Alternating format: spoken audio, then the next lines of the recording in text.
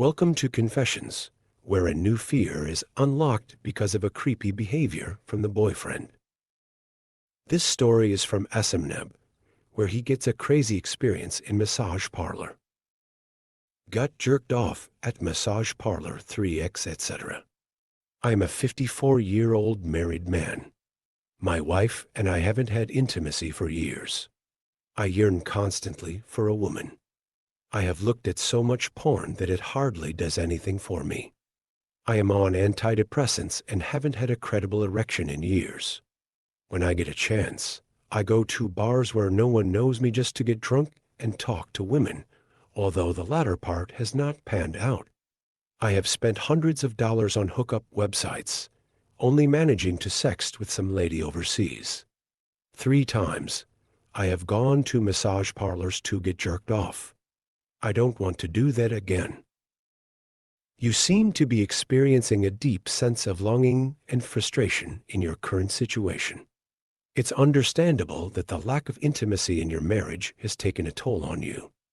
However, seeking temporary relief through unhealthy outlets like excessive pornography, alcohol, and engaging in questionable activities may only exacerbate your feelings of emptiness and dissatisfaction. Instead, it might be helpful to have an open and honest conversation with your wife about your needs and desires, exploring potential solutions together. Communication and understanding are crucial for any relationship to thrive.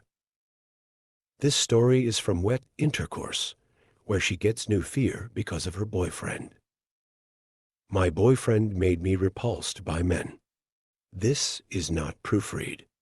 For context, I am a 19-year-old girl.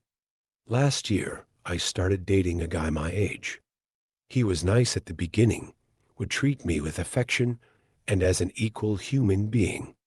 With time, however, he slowly began to humiliate me in physical and psychological ways. He would spit in my mouth when we kissed, call me names, lock me in positions I couldn't get out of. He was much stronger than me, and force me to smell his body odor, which disgusted me.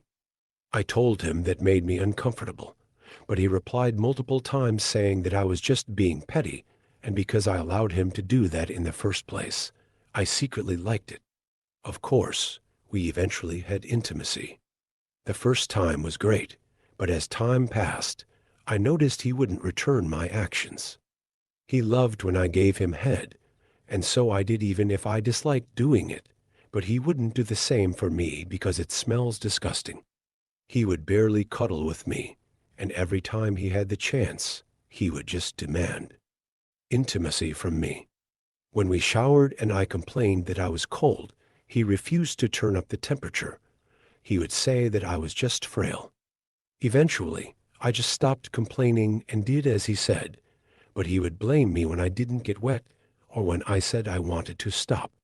When I refused to have intimacy in the first place, he scolded me. In my head, this was all okay because outside of bed, he would buy me things and keep me company, compliment me, and treat me to walks and stuff. But even that started to fade. At the time, I was studying to enter university, and when I struggled with something, he would be sassy about it. He was also studying. He was top of our class. I was just behind him. I always got good grades and ranked top 10 in our institution. I praised him for his performance, but he wouldn't acknowledge mine. I started to feel inferior academically and socially. I felt like I couldn't get out of the relationship because I wouldn't be able to get someone as good. This really got to me. I started having panic attacks in private when I thought about this, and I started considering suicide. I started falling behind in my grades. I didn't feel like taking care of myself. He would point this out and pretend he didn't know what I was upset about. Eventually, I went to therapy and we broke up.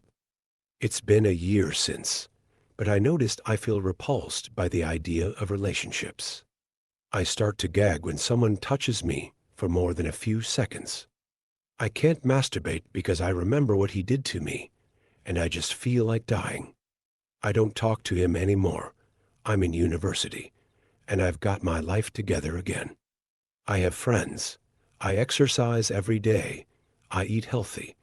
And I generally feel good about myself. But every time the topic about relationships comes up, I second-guess myself and I feel worthless. Yesterday, a guy was hitting on me, and I wanted to turn him down. But before I said anything, he went for a hug and I panicked. I must have looked really scared because he immediately backed away. I felt sorry for upsetting him. Still, every time a guy touches me, I can't keep it out of my head. I feel sick.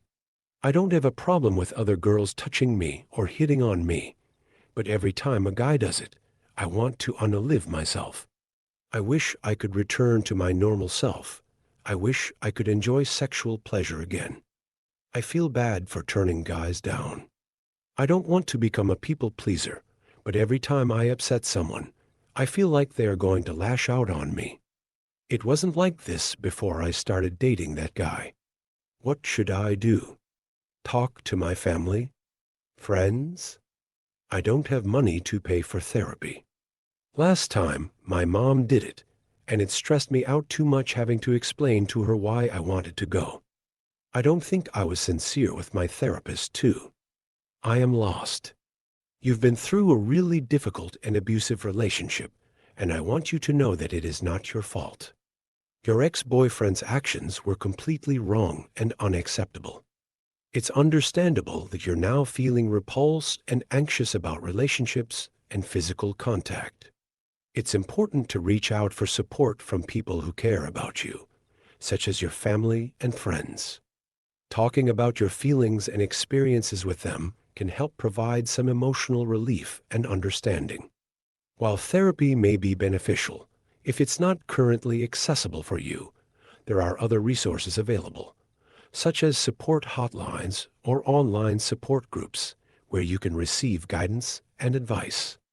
Remember to be patient with yourself during your healing process. It takes time to recover from such traumatic experiences, and it's okay to take things at your own pace.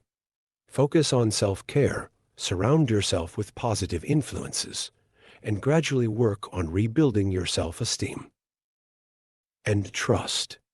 You deserve to be in a healthy and respectful relationship, but it's important to prioritize your healing and well-being right now. Trust that with time, effort, and support, you can overcome the impact of this abusive relationship and regain control of your life. This story is from Asked Tokes, where he discovered a dark secret about his colleague. I accidentally discovered that my work colleague is a call girl. It's been on my mind for quite a while now. I was doing some overtime for most of mid-September to mid-October to collect some money for my car's down payment. I also had colleagues who would also be doing the same, and it kept me company on the days when I am finishing at 10 p.m. We actually have our work phones and our personal ones, but they don't use the same charging cable.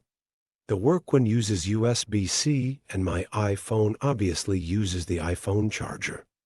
Turns out that I usually carry both types of chargers with me, and my colleague asked me if she could plug her phone at my cubicle. Nothing much, as we both use the iPhone 13. They are both the same color important later, and I didn't mind plugging it. She rested its screen down on my table and went to continue her work. I was pretty absorbed in what I was doing, and the phone made its notification sound. I totally forgot it wasn't my phone and picked up the phone thinking it was mine. By the time I picked it up, another message appeared, and I read, "Are you available tonight? I'm looking for some fun." And before I could process anything and realize it wasn't my phone, another message came through, reading 300 per hour, that's right, by a certain J. It took me time to process everything, and I put the phone back down, still trying to process what I saw. I decided to go out for a cigarette immediately, and I didn't want to believe this, but it was really what I saw. By the time I came back to my desk, I could see my colleague approach me, and we went to take her phone together at my desk. I told her I was out for quite a while, and that I was thinking of leaving for home, and she thanked me for letting her charge her phone. On the way home, it seriously baffled me.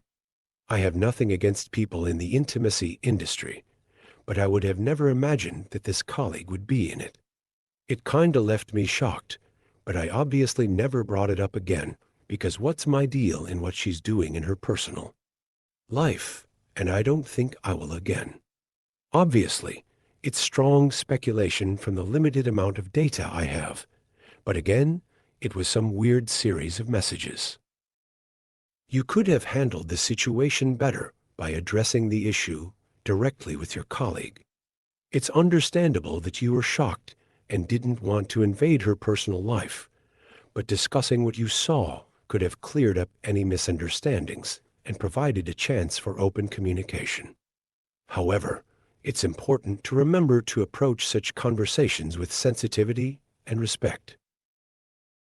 Thank you for watching. What did you think of today's stories? Share your thoughts in the comments below. And if you enjoyed it, like and subscribe because I post Reddit stories every day.